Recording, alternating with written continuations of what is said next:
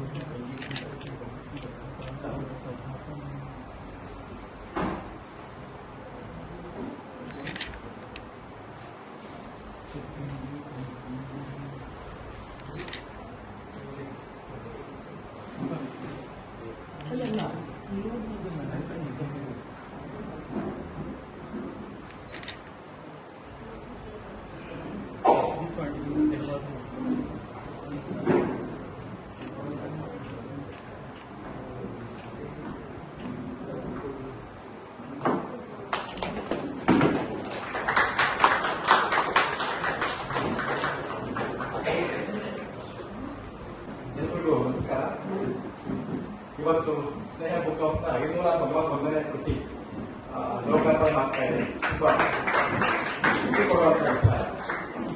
27ನೇ ತಾರೀಕು ನಮ್ದು 595ನೇ ಕೃತಿ ರಾಮಾಯಣದ ರಮ್ಯ ರಮಣೀಯ ಕಥೆಗಳು ಅಂತ ಮಹಾಲಕ್ಷ್ಮಿ ಯೋಜನೆ ಆಗ್ತಾ ಇದೆ. ಈಗ 590ನೇ ಕೃತಿ.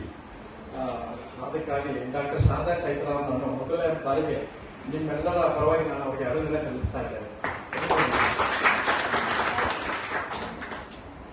ಸ್ನೇಹ ಬುಕ್ ಹೌಸ್ ಕಳೆದ 24 ವರ್ಷಗಳಿಂದ ಅಂದ್ರೆ ಓದುಗರಿಗೋಸ್ಕರ ಒಬ್ಬ ಓದುಗನಾಗಿ ನಾನು ಶುರು ಮಾಡಿದಂಥದ್ದು. ಯಾಕೆಂದ್ರೆ ಪುಸ್ತಕ ಓದಿಕೊಂಡೆ ನಾನು ಬದುಕನ್ನ ಕಟ್ಕೊಂಡಿದ್ದು. ಹಾಗಾಗಿ ಬೇರೆ ಉದ್ಯಮ ಇದ್ರೂ ಕೂಡ ನಾನು ತುಂಬಾ ಲಾಭದಾಯಕ ಉದ್ಯಮ ಇದ್ರೂ ಕೂಡ ಪುಸ್ತಕಗಳು ನನ್ನ ಬದುಕು ಕೊಟ್ಟಿದ್ದಾರೆ. ಹಾಗಾಗಿ ಪುಸ್ತಕ ಇರಬೇಕು ಅಂತ ಹೇಳಿ ಶುರು ಮಾಡಿದಂತಹ ಒಂದು ಗೀಳು ಇವತ್ತು ಪೂರ್ಣ ಪ್ರಮಾಣದಲ್ಲಿ ಆಗಂಗಾಗಿದೆ. ಈ ಕಳೆದ ಒಂದು 5 ತಿಂಗಳ ಹಿಂದೆ ಡಾಕ್ಟರ್ ಶಾರದಾ ಮೇಡಮ್ ಅವರು ಫೋನ್ ಮಾಡಿದ್ರು. ಈ ತರ ಒಂದು ಕಾದಂಬರಿ ನಾನು ಗೊತ್ತಿಲ್ಲ ಎಷ್ಟು ದೊಡ್ಡ ಬುಕ್ ಇದೆ ಅಂತ, ನಾನು ಪುಟ ಇದೆ ಅಂತ. ಆಯ್ತು, ನಾವು ಯಾರು ಹೇಳಿದ್ರು ಯಾರು ನಿರಾಶೆ ಅಂತ ಮಾಡೋದೇ ಇಲ್ಲ. ಅದು ಮೊದಲ ಮಹತ್ವಾಕಾಂಕ್ಷೆಯ ಕೃತಿ ಹೌದು. ನಾವು ಇಲ್ಲಿವರೆಗೂ 591 ಬುಕ್ ಅಲ್ಲಿ ಸುಮಾರು 137 ಜನ ಚೊಚ್ಚಲ ಕೃತಿಯ ಮೂಲಕ ಅವರು ಪುಸ್ತಕ ಜಗತ್ತಿಗೆ ಲೋಕಾರ್ಪಣೆ ಮಾಡಿದ್ದಾರೆ. ಅದೊಂದು ನಮಗೆ ಖುಷಿ ಆಗುತ್ತೆ. ಯಾಕಂದ್ರೆ ಅವರು ಈ ನಾಡಿನ ಶ್ರೇಷ್ಠ ಚಿಂತಕರಾಗಿದ್ದಂತ ರಂಗನಾಥ ಶರ್ಮಾ ಅವರ ಸುಪುತ್ರಿ ಅವರು. ಅವರ ತಂದೆ ಹೆಸರು ಹೇಳಿದ್ರು ನಮಗೆ ಮೈ ಜುಮ್ಮ ಅಂತ. ಯಾಕಂದ್ರೆ ಗಣೇಶ್ ಸರ್ ಅವರ ಬಾಯಿನಲ್ಲಿ ಅವ್ರ ಬಗ್ಗೆ ನಾನು ತುಂಬಾ ಕೇಳಿದ್ದೆ. ಇದು ಏಕೆಂದ್ರೆ ಕೆಲವು ಕೃತಿಗಳನ್ನ ಮಾಡ್ಬೇಕಾದ್ರೆ ಯೋಗ ಮತ್ತು ಯೋಗ್ಯತೆ ಎರಡೂ ಬೇಕಂತೆ. ಯೋಗ್ಯತೆ ಇದೆಯಲ್ಲೂ ಗೊತ್ತಿಲ್ಲ, ಯೋಗ ಅಂತೂ ನನಗೆ ಬಂತು ಅಂತ ಹೇಳಿ ಒಪ್ಕೊಂಡ್ಬಿಟ್ಟೆ. ಆಮೇಲೆ ತುಂಬಾ ಯಾಕೆಂದ್ರೆ ಅವರು ಬಹುಶಃ ಅದು 2 ವರ್ಷದಿಂದನೇ ಬರ್ಬೇಕಿತ್ತು, ಎಲ್ಲ ಕೊಟ್ಟು ಇದಾಯ್ತು. ಅದು ಒಂದು ಖುಷಿ ವಿಚಾರ. ಈ ಒಂದು ಸುಂದರ ದಿವಸ ಲೋಕಾರ್ಪಣೆ ಆಗ್ತಿರೋದು ಖುಷಿ ಕೊಡುವಂತ ವಿಚಾರ. ಅದರಲ್ಲೂ ನಮ್ಮ ರಾಮಸ್ವಾಮಿಗಳು ಬಂದಿದ್ದಾರೆ. ಅವರು ನಾವು ಕಥಾಕೊಂದು ಕಥಾ ಸ್ಪರ್ಧೆ ಅಂತ ಮಾಡ್ತಾ ಇದ್ವಿ ಪ್ರತಿ ವರ್ಷ. ಅವಾಗ ಅವರು ಅದನ್ನ ತಿದ್ದಿ ತೀಡಿ ಸಾವಿರಾರು ಕಥೆಗಳು ಬರ್ತಾ ಇದ್ವಿ. ಸೃಷ್ಟಿ ವೆಂಚರ್ಸ್ ಮತ್ತು ಸ್ನೇಹ ಬುಕ್ ಹೌಸ್ ಅವಾಗ ಅಷ್ಟು ಕಥೆಗಳನ್ನ ತಗೊಂಡು ಕಗ್ಗದ ಒಂದು ಕಥೆನ ಇಟ್ಕೊಂಡು ಕಥಾ ಸ್ಪರ್ಧೆ ಮಾಡುವಂಥದ್ದು. ಅದನ್ನ ಸರ್ ಮತ್ತು ಗುರುರಾಜ್ ಕರ್ಜಗಿ ಸರ್ ಇಬ್ಬರು ಕೂಡ ಅದೆಲ್ಲ ತೀರ್ಪು ಕೊಡ್ತಾ ಇದ್ರು. ನಾವ್ಯಾರು ಗೊತ್ತಿರಲಿಲ್ಲ, ಅವರೇ ಅದನ್ನ ಇದು ಮಾಡ್ತಾ ಇದ್ರು. 3-4 ವರ್ಷ ಮಾಡಿದ್ವಿ. ಈ ತರ ನಾವು ಅಂತ ಮಹಾನ್ ವ್ಯಕ್ತಿಗಳು ಬಂದ್ಮೇಲೆ ಎಂತ ಒಂದು ಅದ್ಭುತ ಅಲ್ವಾ. ಇಲ್ಲೊಬ್ರು ಸ್ಟೇಜ್ ಮೇಲೆ ಒಬ್ರು ಸರ್ ಇದ್ದಾರೆ, ಅವರು ಒಂಥರ ಇಲ್ಲಿರೋರೆಲ್ಲ ಕೂಡ ತುಂಬಾ ಪುಣ್ಯ ಮಾಡಿದ್ವಿ ಅಂತ ಅನ್ಸುತ್ತೆ. ಈ ದಿವಸ ಯುಗಾದಿ ಆದ ಮಾರ ದಿವಸ ತುಂಬಾ ಖುಷಿ ಕೊಡುವಂತ ವಿಚಾರ. ಜೊತೆಗೆ ಇವತ್ತು ಯಾರ ಜೊತೆ ಯಾರ ಹತ್ರ ಲೋಕಾರ್ಪಣೆ ಮಾಡಿಸ್ಬೇಕು ಅಂತ ನಾವು ಚಿಂತೆ ಮಾಡ್ತಿರುವಾಗ ಗಣೇಶ್ ಸರ್ ಅವರು, ಯಾಕೆಂದ್ರೆ ಶಾರದಾ ಮೇಡಮ್ ಅವ್ರಿಗೆ ದೀರ್ಘಕಾಲವಾಗಿ ತುಂಬಾ ಅವರ ಒಂದು ಬಹುಶಃ ಬರವಣಿಗೆಯಲ್ಲಿ ದೊಡ್ಡ ಶಕ್ತಿ ಅಂದ್ರೆ ಸರ್ ಅಂತ ಅನ್ಸುತ್ತೆ. ಇವತ್ತು ಈ ಪುಸ್ತಕ ಲೋಕಾರ್ಪಣೆ ಮಾಡಬೇಕು ಅಂತ ಕೇಳ್ಕೊಂಡಾಗ ಇತ್ತೀಚೆಗೆ ತಾನೇ ಪದ್ಮಭೂಷಣ ಪ್ರಶಸ್ತಿ ಬಂದಾಗ ಇಡೀ ನಮ್ಮ ನಾಡಿನ ಮನಸ್ಸುಗಳು ಕೂಡ ತುಂಬಾ ಗೊತ್ತಾಗಿದ್ದಾರೆ ಅಂತ ಶ್ರೇಷ್ಠ ಚಿಂತಕರು ಶತಾವಧಾನಿಗಳು ಡಾಕ್ಟರ್ ಗಣೇಶ್ ಅವರು ಬಂದಿರೋದು ನಿಜಕ್ಕೂ ನಮಗೆಲ್ಲ ತುಂಬಾ ಖುಷಿಯಾಗಿದೆ. ನಿಮ್ಮೆಲ್ಲರ ಪರವಾಗಿ, ಸ್ನೇಹ ಬುಕ್ ಹೌಸ್ನ ಪರವಾಗಿ, ಶಾರದಾ ಮೇಡಮ್ ಅವರ ಪರವಾಗಿ ನಾನು ಆತ್ಮೀಯವಾಗಿ ಈ ಕಾರ್ಯಕ್ರಮಕ್ಕೆ ಸ್ವಾಗತ. ಈ ಕೃತಿನ ಪರಿಚಯ ಮಾಡಬೇಕು ಅಂತ ನಾವು ತುಂಬಾ ಚರ್ಚೆ ಮಾಡ್ಕೊಂಡ್ವಿ. ಆಗ ಸೂಕ್ತವಾದ ವ್ಯಕ್ತಿ ಮೀರಾಬಾಯಿ ಪಟ್ಕೆ ಅಂತ ನಮ್ಗೆ ಅನಿಸ್ತು. ಹಾಗಾಗಿ ತುಂಬಾ ನಾವು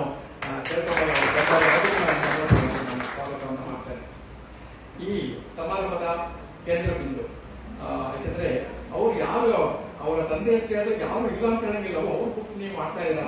ನೆನ್ನೆ ವೇದಾಂತ ಬುಕ್ ಹೌಸ್ ಒಬ್ರು ಬಂದಿದ್ರು, ಗೋಪಾಲ್ ಅಂತೇಳಿ. ಈಗ ಎಂತ ದೊಡ್ಡ ಮನುಷ್ಯ ಅವ್ರ ತಂದೆಯವರು ನಮ್ಮ ಮುಂದಿಗೆ ಬರ್ತಾ ಇದ್ರು ಅವರು ಅಂತ ಅವ್ರು ಹೇಳ್ತಾ ಇದ್ರು. ನಂಗೆ ಇವಾಗ ಅವರ ಒಂದು ಮೌಲ್ಯ ಏನು ಅಂತ ಗೊತ್ತಾಗ್ತಾ ಇದೆ.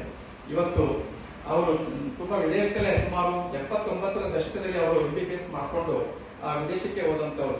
ಯಾಕೆ ನಮ್ಮ ವಯಸ್ಸಿನಷ್ಟು ಅವ್ರದ್ದು ಅನುಭವ ಆಗಿದೆ ಅಂತ ಇನ್ನು ಇವಾಗ ಶುರು ಆಗಿದೆ. ಯಾಕಂದ್ರೆ 46 ವರ್ಷದ ಅನುಭವ ವೈದ್ಯಕೀಯ ವೃತ್ತಿಯಲ್ಲಿ. ಯಾಕೆಂದ್ರೆ ಇಂಥವರು ವೇದಿಕೆಯಲ್ಲಿ ಇರುವಾಗ ನೀರು ಕುಡಿಲೇಬೇಕಾಗುತ್ತದೆ, ಪಬ್ಲಿಷ್ ಮಾಡ್ಬೋದು ಬೇಕಾದ್ರೆ. ಹಾಗಾಗಿ ಇವತ್ತಿನ ಕೇಂದ್ರ ಬಿಂದು ಸುಮಾರು ಅವರ ಸಾಕಷ್ಟು ಅವರಿಗೆ ಓದುವಂತ ಅಭ್ಯಾಸ, ಸಾಕಷ್ಟು ಬುಕ್ಗಳನ್ನ ಅವರು ಪರ್ಚೇಸ್ ಮಾಡ್ತಿರ್ತಾರೆ, ಓದ್ತಾ ಇರ್ತಾರೆ. ತುಂಬಾ ಮಹತ್ವಾಕಾಂಕ್ಷೆಯ ಕೃತಿ. ಈ ಪ್ರತಿಯೊಬ್ಬರು, ಈ ನಾಡಿನಲ್ಲಿ ಇರುವಂತ ಪ್ರತಿಯೊಬ್ಬರು ಆ ಕೃತಿನ ಓದಲೇಬೇಕಾಗುತ್ತೆ. ನಾನು ಫಸ್ಟ್ ನೋಡ್ಲೇ ಒಪ್ಕೊಂಡ್ಬಿಟ್ಟೆ. ಆಮೇಲೆ ಅದನ್ನ ಓದಿ ನಮ್ಮ ಟೀಮ್ಗೆ ಅಂತ ಕೊಟ್ಟಾಗ ಅದರ ಮಹತ್ವ ಏನು ಅಂತ ಗೊತ್ತಾಯ್ತು. ಹಾಗಾಗಿ ನೀವು ಪ್ರತಿಯೊಬ್ಬರು ಕೂಡ ನೀವು ಓದ್ಬೇಕು ಮತ್ತೆ ಓದಿಸ್ಬೇಕು ಅದನ್ನ.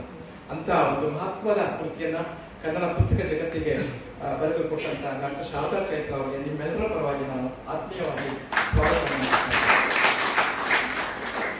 ನಾನು ಆಗಲೇ ಹೇಳಿದಂಗೆ ವೇದಿಕೆಯ ಮೇಲೆ ಮತ್ತು ಮುಂಭಾಗದಲ್ಲಿ ತುಂಬಾ ಮಹಾನ್ ವ್ಯಕ್ತಿಗಳು ನೀವು ಇಲ್ಲಿ ಇದ್ದೀರಾ. ಯಾಕೆಂದ್ರೆ ಈ ಸಮಯ ಈ ಶನಿವಾರ ನೀವು ಟೈಮ್ ಕೊಟ್ಟಿದ್ದೀರಾ ಅಂತಂದ್ರೆ ನಿಜವೂ ನಮ್ಗಂತೂ ತುಂಬಾ ಖುಷಿ ಆಗುತ್ತೆ.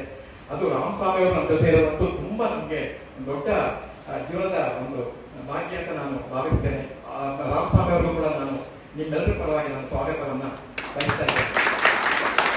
ಸಾಕಷ್ಟು ಜನ ಇಲ್ಲಿ ಪ್ರತಿಯೊಂದು ಹೆಸರು ಕೂಡ ನಾನು ಹೇಳಬಲ್ಲೆ. ಶ್ರೀನಾಥ್ ಅವರು, ದತ್ತಾತ್ರೇಯ ಅವರು, ವಿಜಯಲಕ್ಷ್ಮಿ ಮೇಡಮ್ ಅವರು, ಪ್ರತಿಯೊಬ್ಬರು ಕೂಡ ಶ್ರೀಧರ್ ರಾವ್ ಅವರು ಎಲ್ಲ ನಮ್ಮ ಪ್ರೀತಿಗೆ ಹೋಗೊಟ್ಟು ಈ ದಿನ ನಮ್ಮ ಜೊತೆ ಒಂದ್ 2 ಅವರ್ ಇರ್ಲಿಕ್ಕೆ ನೀವು ಬಂದಿದ್ರಿ. ನೀವು ಕೊಡುವ ಪುಸ್ತಕಕ್ಕೆ ಮತ್ತು ಸಾಹಿತ್ಯಕ್ಕೆ ಕೊಡುವ ನಾನು ಬೆಲೆ ಅಂತ ನಾನು ಅನ್ಕೊಳ್ತೀನಿ. ನಾನು ಯಾವಾಗಲೂ ಒಂದು ಮಾತು ಹೇಳ್ತಾ ಇರ್ತೀನಿ, ಯಾವತ್ತೂ ಅಷ್ಟೇ ನಮ್ಮ ಜೀವನದ ಮಹತ್ವಾಕಾಂಕ್ಷೆಗಳು ಈಡೇರ್ಬೇಕು ಅಂತಂದ್ರೆ, ಅದು ಬೇಗ ಈಡೇರ್ಬೇಕು ಅಂತಂದ್ರೆ ಪುಸ್ತಕದ ಸಾಂಗತ್ಯನ ಬೆಳೆಸ್ಕೊಡ್ಬೇಕಂತೆ. ಮತ್ತು ಸಂಗೀತದ ಒಂದು, ನೀವು ಯಾರನ್ನೇ ದೊಡ್ಡ ಸಾಧಕರನ್ನ ನೀವು ಬೇಕಾದ್ರೆ ನೋಡಿ, ಅವ್ರಿಗೆ ಆ ಪುಸ್ತಕ ಓದುವಂತ ಅಭ್ಯಾಸ ಇರುತ್ತೆ ಅಥವಾ ಸಂಗೀತ ಕೇಳುವಂತ ಅಭ್ಯಾಸ ಇರುತ್ತೆ.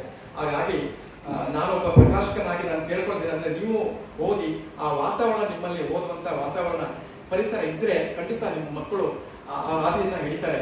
ಮತ್ತೆ ನೋಡಿ, ಯಾರು ಆ ಸಣ್ಣ ವಯಸ್ಸಲ್ಲಿ ಏನೋ ಭಾರತಿ ಇರ್ಬೋದು, ಅಮರ ಚಿತ್ರಕಥೆ ಇರ್ಬೋದು, ಅವೆಲ್ಲ ಓದ್ತಾ ನೀವೆಲ್ಲ ಬಹುಶಃ ನೀವೆಲ್ಲ ಇರೋರೆಲ್ಲ ಓದಿದಿರ ಅದನ್ನ. ಅಂದ್ರೆ ಆ ವ್ಯಕ್ತಿತ್ವ ಎಷ್ಟು ಗಟ್ಟಿ ಆಗತ್ತೆ ಅಂತಂದ್ರೆ, ಜೀವನದಲ್ಲಿ ಎಂತ ಕಷ್ಟ ಬಂದ್ರೂ ಕೂಡ ಅದನ್ನ ಫೇಸ್ ಮಾಡುವಂತ ಒಂದು ನಮ್ಗೆ ಗೊತ್ತಾಗ್ದಂಗೆ ನಮ್ಮ ವ್ಯಕ್ತಿತ್ವದಲ್ಲಿ ಅದು ಬಂದಿರುತ್ತೆ. ಅದಕ್ಕೆ ನಾನು ಆದ್ರೆ ಸಾಕ್ಷಿ. ಅದಕ್ಕೆ 28 ವರ್ಷಗಳಿಂದ ಬರೀ 300 ರೂಪಾಯಿ ಇಟ್ಕೊಂಡು ಬಂದು ಸುಮಾರು 2-3 ತಿಂಗಳು ಮಧ್ಯಾಹ್ನ ಊಟನೇ ಇರಲ್ಲ. ಯಾಕೆ ಮನೇಲಿ ಸುಳ್ಳು ಬಂದಿದ್ದೆ, ನನಗೆ ಫ್ರೀ ಸಿಕ್ಕಿದೆ, ಹಾಸ್ಟೆಲ್ ಫ್ರೀ ಅಂತ ಹೇಳಿ. ನನಗೆ ಬದುಕಲು ಕಲಿಯಿರಿ ಅನ್ನುವಂತ ಒಂದು ಬುಕ್ಕು, ಅದ್ರಲ್ಲಿ ಒಂದು ಚಾಪ್ಟರ್ ಬರುತ್ತೆ, ಜಗದಾನಂದ ಅವರು ಬರೆದಿರೋದು ಮನೋಬಲವೇ ಮಹಾಬಲ ಅಂತ. ಆ ಬುಕ್ ನ ಓದ್ತಾ ಇರ್ಬೇಕಾದ್ರೆ ನಂತರ ಬರೀ 20 ರೂಪಾಯಿ ಅಷ್ಟೇ ಇತ್ತು. ಅಂದ್ರೆ ಆ ಬುಕ್ ಓದಿ ಇದು ನಮ್ಗೆ ಬೆಂಗಳೂರಿನಲ್ಲಿ ಈ ಪುಸ್ತಕ ಉದ್ಯಮ ಬರಕ್ ಮುಂಚೆ ಕೋಟ್ಯಾಂತರ ರೂಪಾಯಿ ವಹಿವಾಟು ಮಾಡ್ಲಿಕ್ಕೆ, ತಿಂಗಳಿಗೆ 5 ಲಕ್ಷ ದುಡಿಯುವಂತ ಒಂದು ಶಕ್ತಿಯನ್ನ ಕೊಡ್ತು ಆ ಒಂದು ಲೈನ್ ನನಗೆ. ಮತ್ತು ಪುಸ್ತಕ ಅಂಗಡಿ ಮಾಡಿ 1.5 ಕೋಟಿ ಲಾಸ್ ಮಾಡ್ಕೊಂಡಾಗ್ಲೂ ಕೂಡ ನನಗೆ ಶಕ್ತಿ ಕೊಟ್ಟಂತದ್ದು ಬುಕ್ಕು ಮತ್ತೆ ಪುಸ್ತಕ. ಹಾಗಾಗಿ ಪುಸ್ತಕಕ್ಕೆ ಅಷ್ಟೊಂದು ಶಕ್ತಿ ಇದೆ. ಬಹುಶಃ ನೀವು ಇದ್ದವರಲ್ಲಿ 80% ನೀವು ಪುಸ್ತಕ ಓದುವಂತ ಖಂಡಿತ ಅಭ್ಯಾಸ ಇದೆ. ಬಟ್ ನೀವು ಅದನ್ನ ಇನ್ನೊಂದು 4 ಜನಕ್ಕೆ ಅದನ್ನ ಎಲ್ಲೇ ಹೋದ್ರು, ಕುಂತರು ನಿಂತರು, ಆ ಪುಸ್ತಕದ ಒಂದು ಚರ್ಚೆಗಳು ಹೆಚ್ಚೆಚ್ಚು ಆಗ್ತಾ ಇದ್ರೆ ಒಂದು ಸುಂದರ ಪರಿಸರವನ್ನ, ಸುಂದರ ನಾಡನ್ನು ನಾವು ಕಟ್ಬೋದು ಅಂತ ನನ್ನ ಅನಿಸಿಕೆ. ತುಂಬಾ ನಾನು ಟೈಮ್ ತಗೊಂಡಿದ್ದೀನಿ, ಹಾಗಾಗಿ ಕ್ಷಮೆ ಕೊಡ್ತೀನಿ. ನಿಮ್ಗೆಲ್ಲ ಮತ್ತೆ ಆತ್ಮೀಯವಾಗಿ ನಿಮ್ಗೆಲ್ರಿಗೂ ಪ್ರತಿಯೊಬ್ಬರು ಕೂಡ ಎಲ್ಲ ದಿನಪತ್ರಿಕೆ ಎಲ್ಲರೂ ಕೂಡ ಮೀಡಿಯಾದವ್ರು ಬಂದಿದ್ದೀರಿ, ಎಲ್ಲ ಹಿರಿಯ ಗಣ್ಯ ವ್ಯಕ್ತಿಗಳು ಬಂದಿದ್ದೀರಿ. ಪ್ರತಿಯೊಬ್ಬರಿಗೂ ಕೂಡ ನಾನು ಆತ್ಮೀಯವಾಗಿ ಸ್ವಾಗತವನ್ನ ಬಯಸ್ತೇನೆ. ಧನ್ಯವಾದಗಳು. ನೆರವೇರಿಸಿಕೊಡ್ಬೇಕಾಗಿ ಶ್ರದ್ಧಾಭಾನಿ ಆರ್ ಗಣೇಶರಲ್ಲಿ ಪ್ರಾರ್ಥಿಸಿಕೊಳ್ತೇನೆ.